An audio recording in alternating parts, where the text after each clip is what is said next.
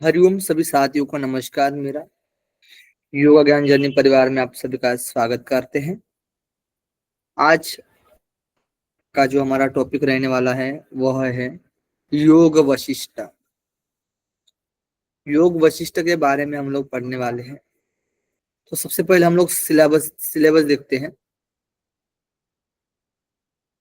योग वशिष्ठ पढ़ेंगे, ठीक है, जिसमें संवाद मिलता है वशिष्ठ जी और श्री राम जी। इन दोनों के बीच में संवाद मिलता है।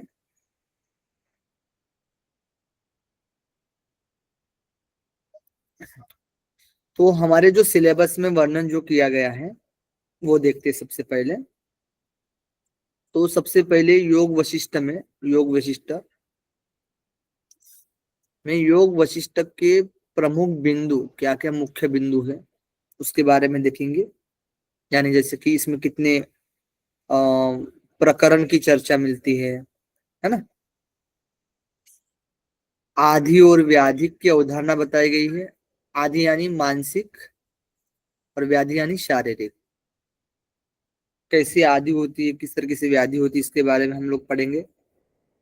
मनो और दैहिक यानी मानसिक और शारीरिक व्याधिया के बारे में वही बात है। और मुक्ति के चार द्वारपाल।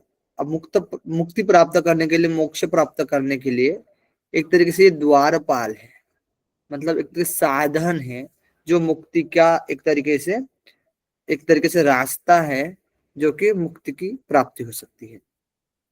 परम आनंद की उच्चतम अवस्था, परमानंद की उच्चतम अवस्था के बारे में देखेंगे। योग के विघ्नों के निराकरण हेतु अभ्यास बताया गया है, इसके बारे में देखेंगे। सत्वगुण का विकास, ध्यान के 8 चरण और ज्ञान की सप्तभूमि। इससे तो बहुत बार क्वेश्चन पूछा जाता है, ठीक है। तो इसी टॉपिक पर हम लोग फोकस करेंगे। जहां पर हमारे अभी सिलेबस में जो चीजें दी गई है उसके बारे में हम ज्यादा फोकस करेंगे। तो हमारे सिलेबस में मुक्ति के 4 द्वारपाल दिए गए हैं, बताइए दिया या गया है या नहीं। हाँ। दिया है ना। और वो किस प्रकरण में है? मुमुक्ष प्रकरण में। किस प्रकरण में है? मुमुक्ष प्रकरण में। मुक्ति के 4 द्वारपाल, शम, विचार, संतोष, साधुशम। तोष, साधुशम, ये मुक्ति के 4 द्वारपाल बताए गए, यानी मुक्ति प्राप्ति करने के लिए साधन के रूप में काम करते हैं। अब अब शम के बारे में देखेंगे, विचार के बारे में देखेंगे, संतोष के बारे में देखेंगे और सत्संगति के बारे में देखेंगे। तो सबसे पहले शम शम के बारे में देखते हैं। क्वेश्चन आता है, ठीक है, ध्यान रखना। और ये सीक्वेंस में ध्यान रखना आपको। शम, विचार, संतोष, साधु संग। शम, विचार, संतोष, साधु संग। शम, विचार, संतोष, साधु संग। इस मुक्ति के 4 द्वारपाल है। जो पुरुष, अब शम के बारे में देखते हैं। तो जो पुरुष प्रिय और अप्रिय को सुनकर, स्पर्श कर, देखकर, खाकर, सूंघकर न तो हर्षित होता है और न खिन्न होता है, वह शांत कहा जाता है। वह क्या कहा जाता है? शम यानी शांता, ठीक है। मतलब कोई भी प्रिय हो अप्रिय हो, सुनकर हो, स्पर्श कर हो, देख कर हो, खाकर हो, पी कर हो, जो भी हो, ठीक है, उसमें ना हर्षित होता है न ही खिन्न होता है, ना उसे दूर जाता है एक तरह से। मतलब प्रिय लगने वाला हो या फिर अप्रिय लगने वाला हो, उसमें वह शांत समबुद्धि रखता है। समबुद्धि रखता है बोलते हैं ना हम लोग। मतलब समबुद्धि का मतलब यहाँ पर एक तरीके से समान रखता है, वहां पर समान रहता है। ये क्या है? शम है, यानी शांत रहता है। वहां उस स्थिति में क्या रहता है? वह शांत रहता है। इसी को हम लोग शम बोलते हैं। जो प्रयत्न पूर्वक इंद्रियों को अपने वश में करके समस्त प्राणियों के साथ समतापूर्ण व्यवहार करता है, समतापूर्ण व्यवहार करता है, न तो भविष्य की आकांक्षा करता है और न कि प्राप्त का परित्याग करता है। यानी जो आने वाला है वो भी जाने की उसको कोई गम नहीं है। योगक्षम पता है ना? योगक्षम क्या है? जो आपको प्राप्त नहीं हुआ है उसकी प्राप्ति, और जो आपके पास है उसको भी बचा कर रखना, ये योगक्षम बोलता है। लेकिन ये योगक्षम के अपोजिट है, ठीक है, योगक्षम के अपोजिट है। ना उसको किसी की चाह, ना कुछ है तो उसके जाने का गम है, ठीक है। यही क्या है? शम व्यक्ति पुरुष है, ठीक है। जिसका मरण मन मरण, उत्सव उत्सव और युद्ध के अवसर पर भी व्याकुल न होकर, यानी उसका मन जो है मरण हो, उत्सव हो, युद्ध के अवसर पर भी हो, उसका मन व्याकुल नहीं होता है और चंद्रमंडल के समान निर्मल आभा से युक्त रहता है, वह शांत है। हर्ष और कोप का अवसर उपस्थित होने पर भी जो पुरुष वहां अनुपस्थिति के समान न तो हर्ष को प्राप्त होता है न क्रोध को ही, बल्कि उसका मन गाढ़ निद्रा में सोए हुए पुरुष के मन के समान निर्विकार रहता है, वह शांत है। वह शांत पद से व्यवहत होता है। जिसकी अमृत प्रवाह के सदृश सुखदायिनी तथा प्रेम पूर्वक दृष्टि सभी प्राणियों पर समान रूप से पड़ती है, तो ये प्राणियों उसके प्रति समान पड़ती है, उसी को शांत बताया गया है। जिसका अंतकरण शीतल हो गया है, जिसकी बुद्धि मोहच्छन्न नहीं है, मोह से छन्न नहीं है, जो लौकिक विषयों के साथ व्यवहार करता है वह भी उनमें आसक्त नहीं होता है, उसे लोग शांत कहते हैं। उसे लोग क्या कहते हैं? शांत कहते हैं। क्या कहते हैं बताइए? शांत कहते हैं। शांत। सम्यक प्रकार से व्यवहार करते हुए भी जिस पुरुष की बुद्धि आकाश के सदृश निर्विकार रहती है, व्यवहार करते हुए भी सम्यक रूप से जिस पुरुष की बुद्धि आकाश के सदृश निर्विकार रहती है, राग द्वेष रूप कलंक से लिप्त नहीं होती, उसे शांत कहा जाता है। तपस्वी हो, विद्वान हो, राजा हो, बलवान हो इत्यादि सभी प्रकार के पुरुषों में जो शम युक्त व्यक्ति की शोभा प्राप्त होता है, इत्यादि सभी प्रकार के पुरुषों में शम युक्त व्यक्ति की शोभा को प्राप्त होता है। ठीक है, क्लियर? शम समझ में आया आप लोग को? कोई दिक्कत?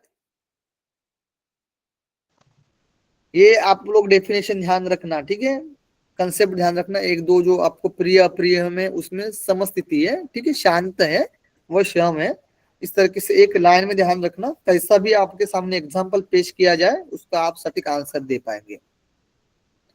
अगला है विचार, दूसरा है द्वारपालों में विचार।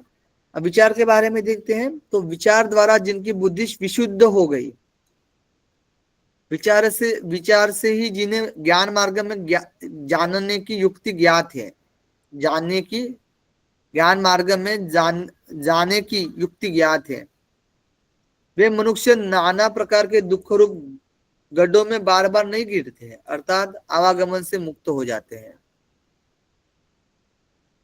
जिनकी बुद्धि विशुद्ध हो गई है विचारों से ही, जिन्हें ज्ञान मार्ग में जानने की ज्ञात है, युक्ति ज्ञात है, ज्ञान मार्ग जानने की युक्ति ज्ञात है, ठीक है, ज्ञान मार्ग जानने की युक्ति ज्ञात है।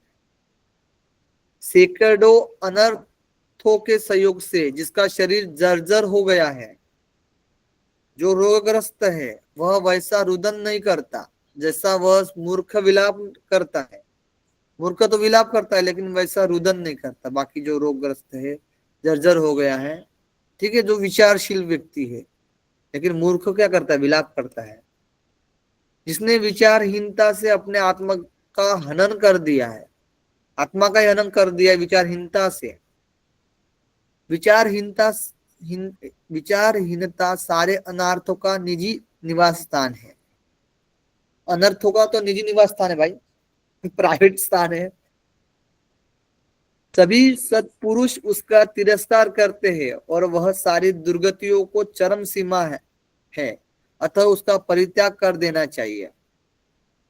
विचार पूर्वक स्वयं ही अपनी बुद्धि द्वारा अपने मन को वश में करके मोहमय संसार सागर से अपने मन रूपी मुर्ग का उद्धार करना चाहिए। विचार पूर्वक स्वयं ही अपनी बुद्धि द्वारा क्या करना है? अपने मन को वश में करके मोहमय संसार सागर से अपने मन रूपी मुर्ग का उद्धार करना चाहिए विचारशील पुरुष को।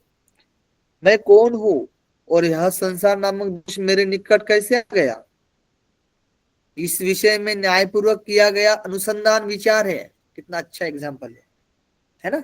मैं कौन हूं और यह संसार नामक दोष मेरे निकट क्यों आया भाई, इसमें न्यायपूर्वक देख रहा है, यानी एक तरीके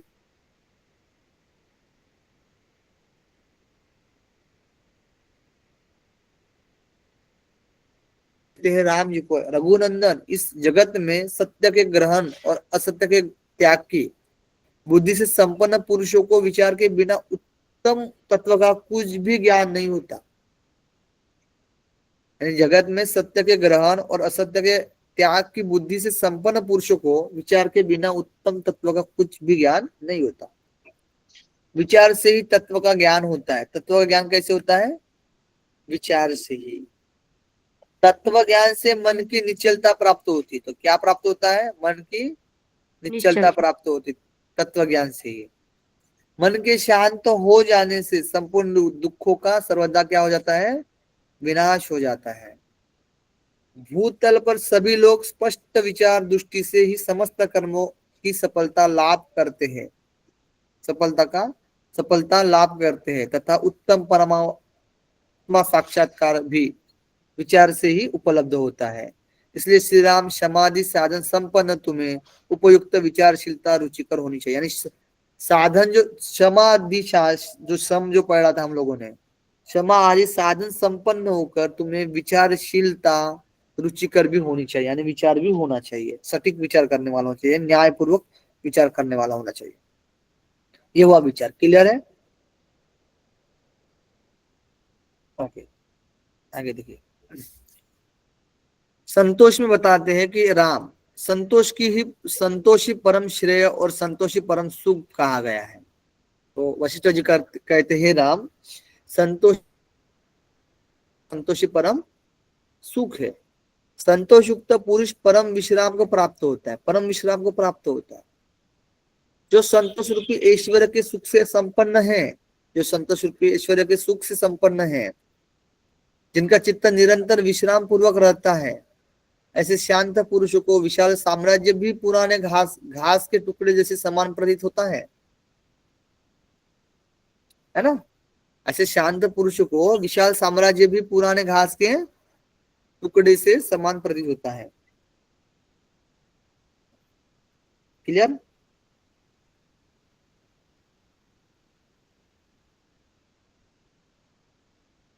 यानी जैसे योगा रूट हम लोग पढ़ते हैं भगवत गीता में, तो योगा रूट साधक जो होता है उसके लिए सोने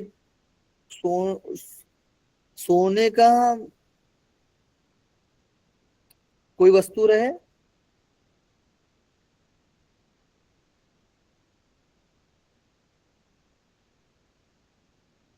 हो या फिर मिट्टी हो, उसके लिए दोनों एक समान है। ठीक है? श्री राम संतोष युक्त बुद्धि संसार की विषम परिस्थितियों में भी न तो उद्विग्न होती है और न कभी उसका विनाश ही होता है, विनाश भी नहीं होता है। और जो शांत पुरुष संतोषाम अमृत के पान से पूर्णतः तृप्त हो चुके हैं, यानी जो शांत पुरुष है, शम जो पढ़ा हम लोगों ने, जो शांत है, शम है पुरुष, संतोष मूर्त के पान से पूर्णतः तृप्त हो चुके हैं, उनके लिए यह अपरिमित भोग संपत्ति विष ही जान पड़ती है। उसके लिए जो भी भोग जो संपत्ति है उसके लिए कोई मान नहीं करती, कोई अमृत का काम नहीं करेगी, उनके लिए सब विष का ही काम करने वाली है।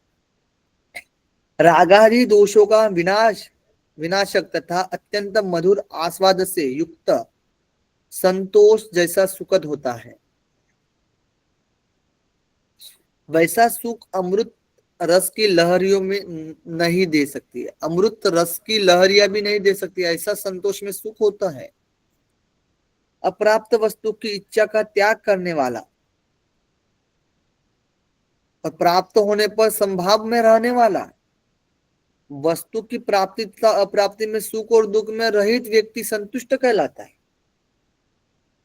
जो अप्राप्य वस्तु की अभिलाषा नहीं करता, क्रमश प्राप्त सुख और दुख का भोग करता है, ऐसा सौम्य और सदाचारण वाला व्यक्ति ठीक है? संतोष क्लियर है? आरती जी, ज्योत्सना जी, मेघना जी, अच्छा मेघना जी आ गए आप, रूबी जी, हेमलता जी, मीनाक्षी जी, सात्विक जी, समित्रा जी, रीति जी, सोनी जी, आबा जी। आगे देखते हैं। अब सत्संगति के बारे में देखते हैं। महाबुद्धिमान राम इस संसार में श्रेष्ठ संत समागम संसार सागर से उबारने में सर्वत्र विशेष रूप से उपकार करता है। यानी ये जो संसार सागर है उससे पार करने के लिए सत्संगी पुरुष ही पार कर सकता है। संत ही पार कर सकता है, यानी संत का समागम होना जरूरी है, सत्संगत होना जरूरी है। जो महात्मा पुरुष सत्संगति रूपी वृक्ष से उत्पन्न हुए विवेक नामक निर्मल पुष्प की रक्षा करते हैं, वे मोक्ष फल रूपी संपत्ति के अधिकारी होते हैं। कितनी अच्छी बात बताई, जो महात्मा पुरुष सत्संगति रूपी वृक्ष से उत्पन्न हुए हैं, यानी पहले से ऐसे महापुरुषों की संगति पड़ी है जन्म से ही, ठीक है, उत्पन्न हुए हैं, जो विवेक नामक निर्मल पुष्प की रक्षा करते हैं, यानी विवेक के बारे में ही हमेशा मतलब एक तरीके से विवेक नामक निर्मल पुष्प की रक्षा करते हैं, यानी अपना विवेक खोते नहीं है, ठीक है, एक तरीके से उस परमात्मा में लगा रखते हैं अपने विवेक को, अपने बुद्धि को। वे मोक्ष फल रूपी संपत्ति की अधिकारी, यानी ये जो संपत्ति है मोक्ष फल रूपी नहीं, इसके अधिकारी होते हैं।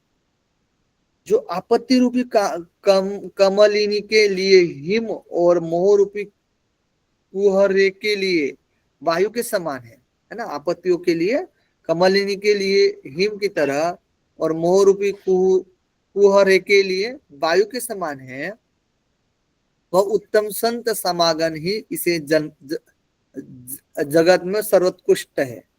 वह उत्तम समागम ही क्या है, वह उत्तम संत समागम ही उस इस जगत में सर्व उत्कृष्ट बताया गया है।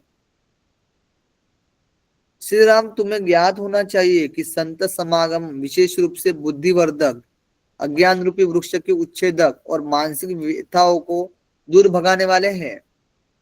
तो देखिए, संत समागम जो है विशेष रूप से बुद्धिवर्धक, अज्ञान रूपी वृक्ष का उच्छेदक करने वाले, दूर करने वाले, मानसिक व्यथाओं को दूर करने वाले होते हैं। सत्संग से प्राप्त हुई दिव्य विभूतियां ऐसा परम उत्तम निर्वाण सुख प्रदान करती है, जो सतत वर्धनशील, अविनाशी और बाधा रहित होता है। अतएव अत्यंत कष्टदायी दशाओं में पड़कर विवशताओं को प्राप्त हुए मनुष्यों की भी थोड़े समय के लिए भी सत्संगति का परित्याग नहीं करना चाहिए, क्योंकि लोक में सत्संगति समान सन्मार्ग को प्रकाशित करने वाली है और हृदय हृदय अंधकार को दूर करने वाली है।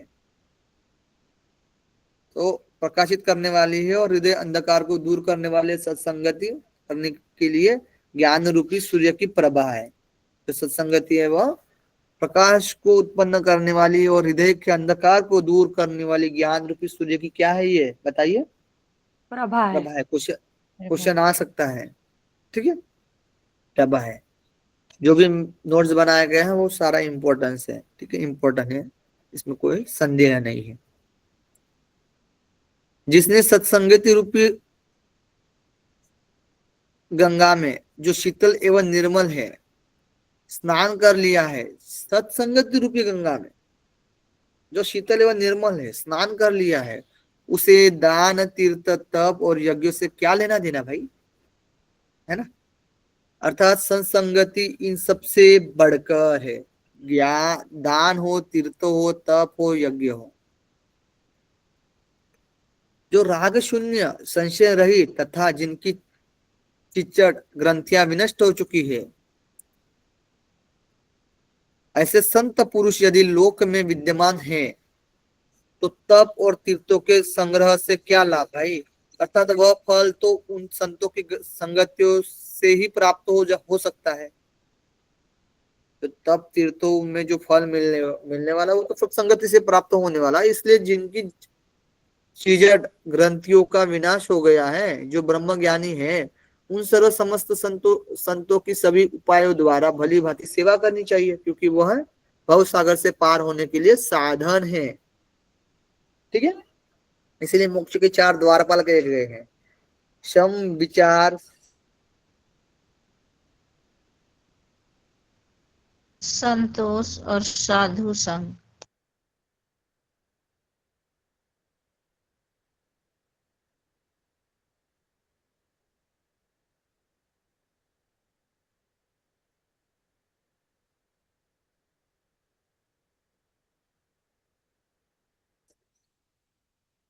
अभी ठीक है।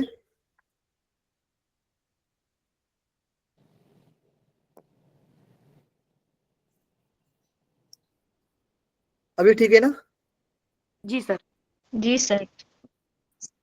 चलिए, तो इस तरीके से शम, विचार, संतोष और साधु संग, ये 4 द्वारपाल कहे गए हैं, 4 साधन बताए गए सर मुक्ति प्राप्त साधु करने के लिए। संगति का एक बार समरी बता देंगे शॉर्ट में?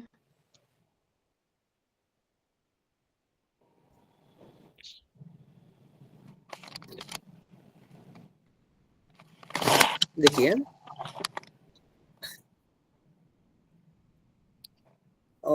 कहने का तात्पर्य ये है, जो शुरू से ही साधु की संगति में है ना, वो अपने जो विवेक है, अपना जो बुद्धि है, वो परमात्मा में लगा देता है, और जिससे कि ये जो मोक्ष है, मोक्ष मोक्ष फल रूप की संपत्ति है, वो जल्दी प्राप्त हो जाती है। यानी कहने का तात्पर्य ये है कि साधु संगति के रहने में अब उसको कोई भी दान, तीर्थ, तप, यात्रा करने की जरूरत ही नहीं पड़ेगी, क्योंकि जो अंतिम लाभ है वो प्राप्त हो जाएगा। ठीक है। और जो साधु की संगति करेंगे, समझ लीजिए, तो जिसका जो अज्ञान है वो दूर हो जाएगा, उसके जो मानसिक व्यथा है वो भी दूर हो जाएंगे, और बुद्धि वर्धक हो जाएगा वो। ठीक है। और ये जो साधु संगति है, यानी एक तरीके से ये संत की संगति है, ये जो गुरु है एक तरीके से, यही हमें भव सागर को पार कराने के लिए एक साधन का रूप है। ठीक है, क्लियर? अब इन चारों साधनों में से विशुद्ध प्रकाश वाले एक ही साधन का अभ्यास हो जाने पर शेष तीनों भी अवश्य अभ्यस्त हो जाते हैं। यानी एक का अभ्यास हो जाने पर, एक का अभ्यास हो जाने पर भी तीनों अवश्य ही अभ्यस्त हो जाते हैं, यानी तीनों का अभ्यास हो जाता है। अच्छी बात है, आसान हो गया ना अभी तो? हाँ, बताइए।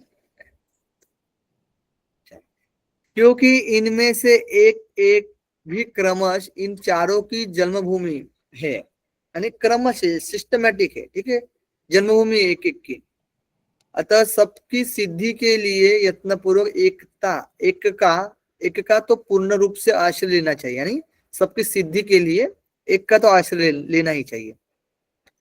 जैसे प्रशांत सागर में जलायान स्वच्छंद गति से चलते हैं, है ना, उसी प्रकार शम द्वारा निर्मल हुए हृदय में, ऐसी तो समान शम द्वारा निर्मल हुए हृदय में सत सत समागम सत समागम, संतोष और विचार उत्तम धारणा पूर्वक प्रवृत्त होते हैं। यानी शम के साथ साथ ये तीनों आ जाएंगे, आ जाते हैं। विचार हो, संतोष हो, या सत्संग हो। जो प्राणी विचार, संतोष और शम और सत समागम से संपन्न है, उसे दिव्य ज्ञान संपत्तियां उपलब्ध होती है। ठीक। अब 4 द्वारोपालों का स्वरूप देखिए। संतोष, सत्संगति, विचार और शम, ये ही चारों मनुष्यों के लिए भव सागर से तरने के लिए साधन है। इनमें संतोष परम लाभ है। संतोष क्या है बताइए? परम। संतोष परम लाभ। परम लाभ है। और सत्संगति परम गति है। सत्संगति जो है वह यानी साधु संग परम गति है, परम गति है। विचार जो है उत्तम ज्ञान है। विचार क्या है? परम ज्ञान या उत्तम ज्ञान, परम ज्ञान या उत्तम ज्ञान, उत्तम ज्ञान है। और शम परम उत्कृष्ट सुख है, परम सुख है, परम उत्कृष्ट सुख है, परमोत्कृष्ट सुख है। ठीक है। ये चारों संसार का समूल विनाश करने के लिए विशुद्ध उपाय है। जिन्होंने इनका भली भांति सेवन किया है, वे मोह जल से परिपूर्ण भवसागर से पार हो गए बुद्धिमानों में श्रेष्ठ राम। ठीक है, क्लियर। उत्पत्ति प्रकरण आप देखते हैं, तीसरा है कौन सा प्रकरण है? उत्पत्ति प्रकरण। उत्पत्ति प्रकरण।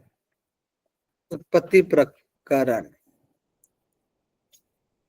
उत्पत्ति प्रकरण में देखते हैं हम लोग, तो सबसे पहले श्री राम जी ने पूछा भगवान यानी वशिष्ठ जी को कि आप संपूर्ण तत्ववेताओं में श्रेष्ठ हैं, सिद्धि देने वाली ज्ञान की 7 भूमिकाओं का स्वरूप कैसा है जो सिद्धि देने वाली है, यह मुझे संक्षेप में बताइए। ठीक है, तो श्री वशिष्ठ जी कहते हैं, इन्हें कुछ कहना है या फिर वशिष्ठ जी जो कहे हैं उनकी बात सुनना है? बताइए। सुनना है सर। सुनना है ना, चलिए। तो श्री वशिष्ठ जी कहते हैं कि रघुनंदन है राम, अज्ञान की 7 भूमिकाएं हैं। ज्ञान की 7 भूमिका के बारे में पूछते स्वरूप क्या है, तो अज्ञान की 7 भूमिका है और ज्ञान की भी 7 भूमिकाएं हैं। फिर गुणों की विचित्रता से इन दोनों के दूसरे दूसरे असंख्य भेद हो जाते हैं, यानी गुणों की वजह से अलग अलग विचित्रताओं से अलग अलग क्या हो जाते हैं, असंख्य भेद हो जाते हैं, सत्व रजत तमो गुण की वजह से, एक तरीके से, है ना। आत्म स्वरूप में अनादिकाल से अज्ञान का आरोप है। आत्म स्वरूप में अनादिकाल से अज्ञान का आरोप है भाई, है ना, अज्ञान पड़ा हुआ है। उस अज्ञान के ये 7 भूमिका है, जिन्हें सुनो, बीज, जागृत, जागृत, महाजागृत, जागृत स्वप्न, स्वप्न, स्वप्न जागृत, सुषुप्ति। इस तरह अज्ञान के ये 7 भेद बताए गए हैं और ये 7 भेद फिर एक दूसरे के संयुक्त होकर अनेक नाम धारण करते हैं, अनेक उसके नाम भी बताए गए। 7 फिलहाल के लिए आपको यह ध्यान रखना है, अज्ञान की 7 भेद, अज्ञान की 7 भूमिका है, भूमि। ठीक है, तो अज्ञान की 7 भूमिका जैसे कि बीज जागृत, जागृत, महाजागृत, जागृत स्वप्न, स्वप्न, स्वप्न जागृत और सुषुप्ति। श्री वशिष्ठ जी कहते हैं, अब मैं 7 प्रकार की ज्ञान की भूमिका का वर्णन करता हूं, सुनो। तो पहली है शुभेच्छा, क्या है बताइए? शुभेच्छा। शुभेच्छा। पहली क्या है? शुभेच्छा। हेलो, शुभेच्छा। शुभेच्छा। और दूसरी क्या है? दूसरी है विचारणा। विचारणा। दूसरी क्या है बताइए? विचारणा। विचार विचारणा याद होना चाहिए, सीक्वेंस से क्वेश्चन पूछा जाता है। तीसरी है तनु मानसा, तनु मान।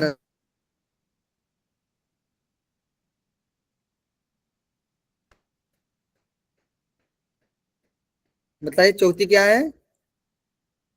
तत्वापत्ति। तत्वापत्ति। पांचवी है असंशक्ति, असंशक्ति। असंशक्ति। छठवीं है पदार्थ भावना,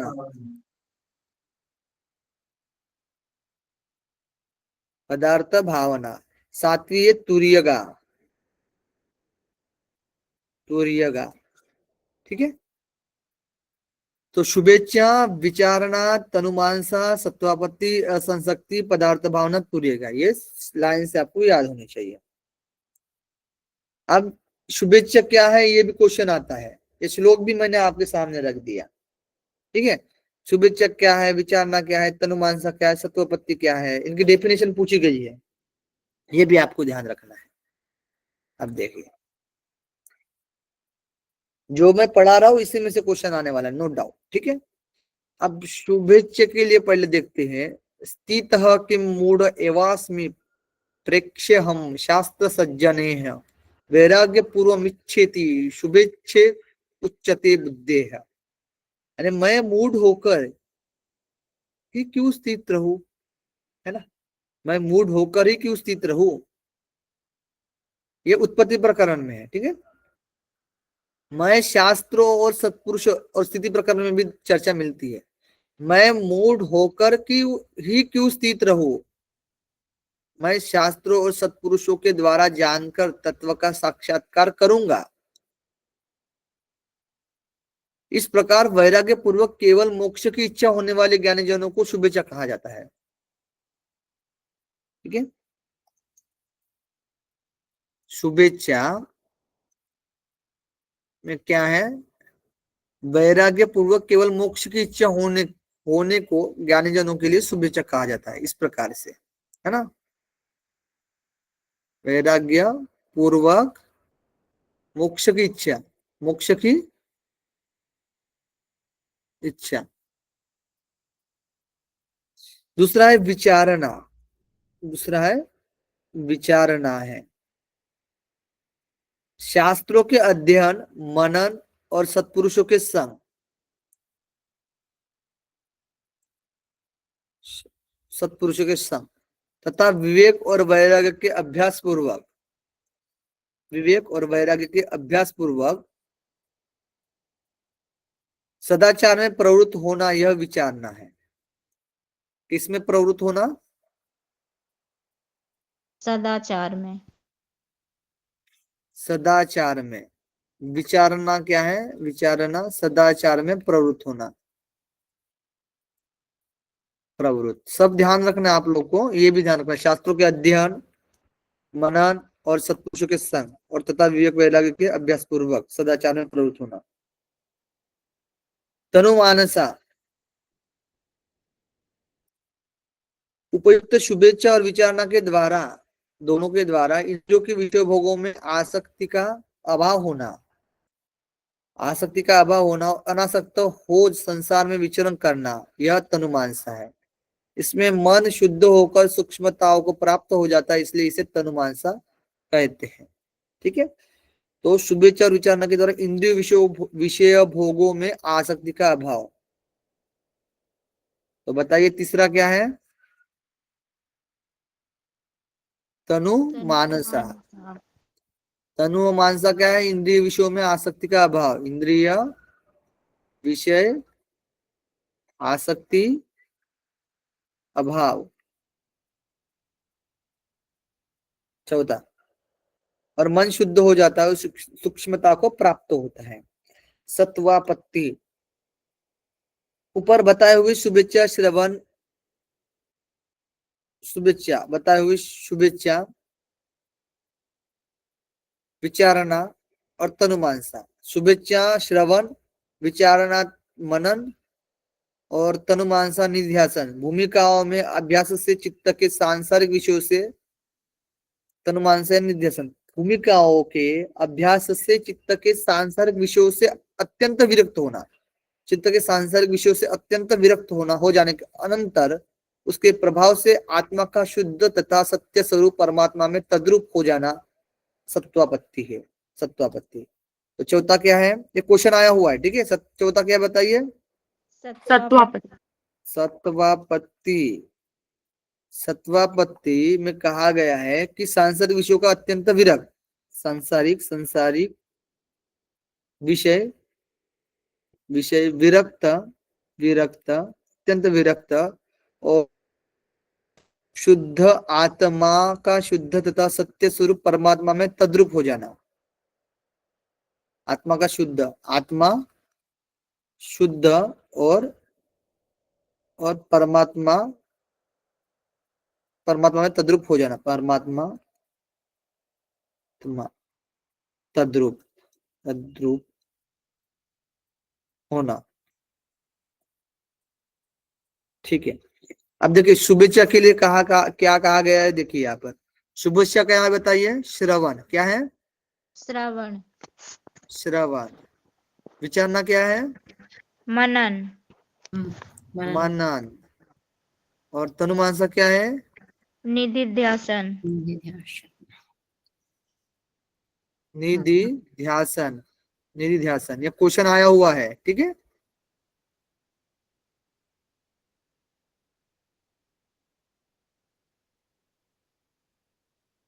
जो जीव के जो 7 बताए गए हैं ना, 7 भूमि एक तरीके से जीव की, वो भी ये 7 भूमियों से संबंधित होती है। श्रवण मनन निध्यासन हम लोग पढ़ा था, विलापन, ब्रह्मविद, सुषुप्ति, तुर्यगा, है ना, सेम।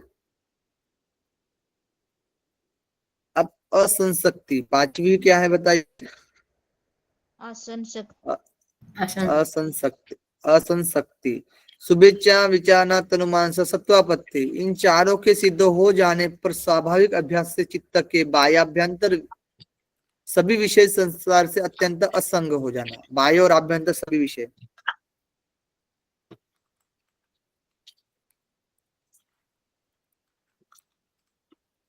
भाई किस कौन है भाई? भाई किस कौन है? हेलो।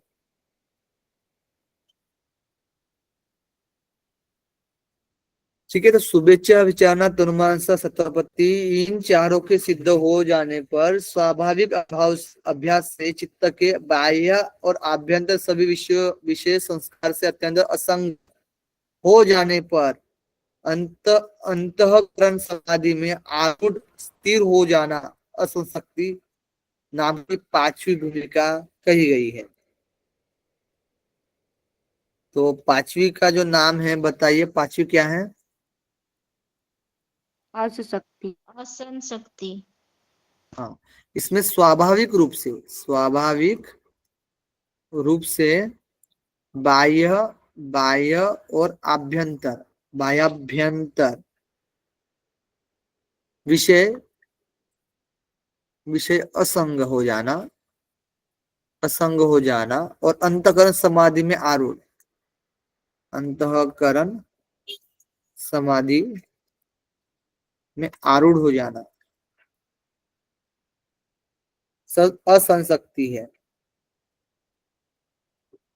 पदार्थ भावना, उपयुक्त पांचों भूमिकाओं के सिद्ध हो जाने पर स्वाभाविक अभ्यास से उस ज्ञानी महात्मा की आत्मा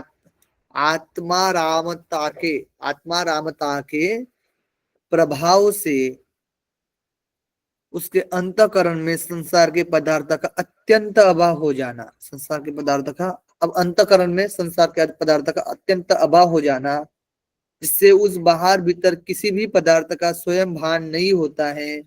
दूसरों के द्वारा प्रयत्न पूर्वक चिरकाल तक प्रेरणा करने पर भी कभी किसी पदार्थ का भान होता है, कभी किसी पदार्थ का दूसरे के द्वारा बोलने पर बार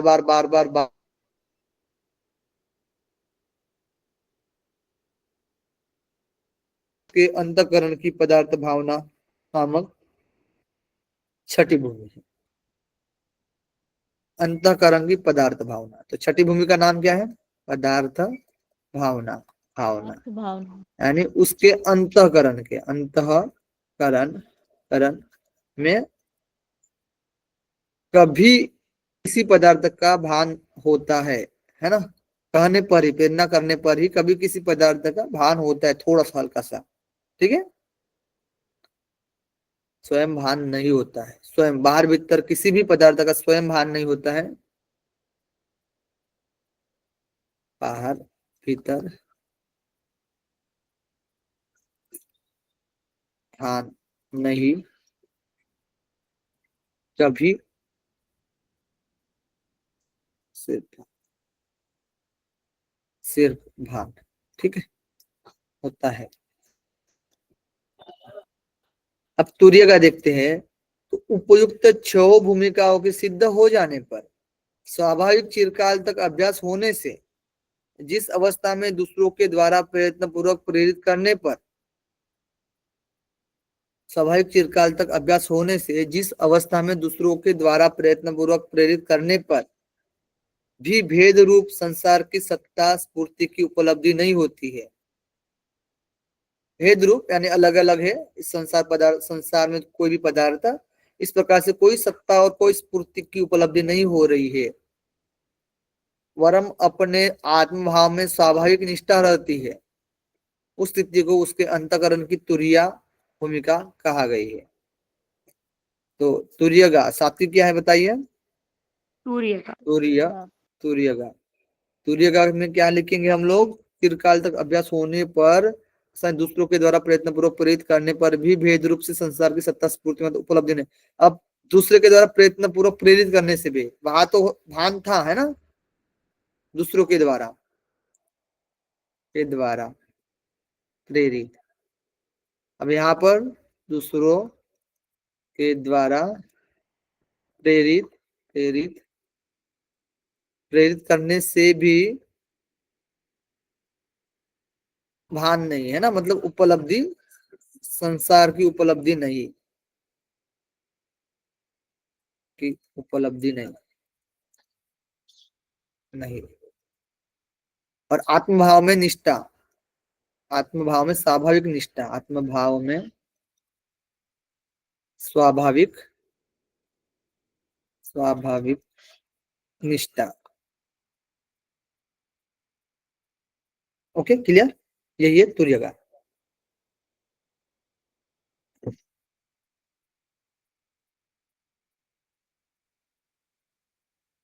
ओके, समझ में आया? यहां तक रखते हैं हम लोग, फिर बाकी व्याधि और आदि कल छोटा सा टॉपिक बचा है, आदि और व्याधि का। ठीक है, मतलब इतना ही टाइम लगेगा, समझ लीजिए, कल फिनिश कर लेंगे हम लोग।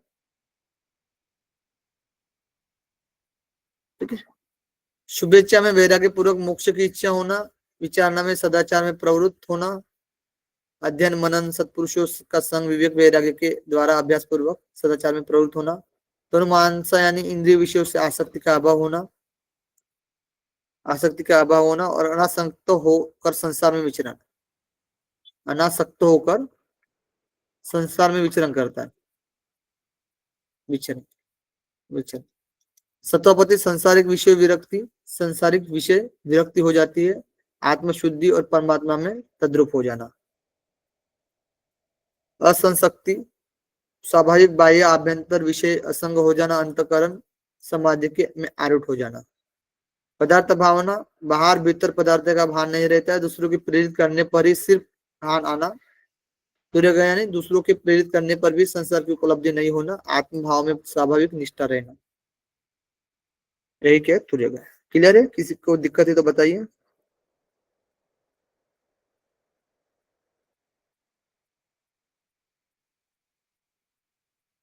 मोक्ष मुक्ति के 4 द्वारपाल हम लोगों ने देखे थे, श्याम, विचार, संतोष, साधु संग।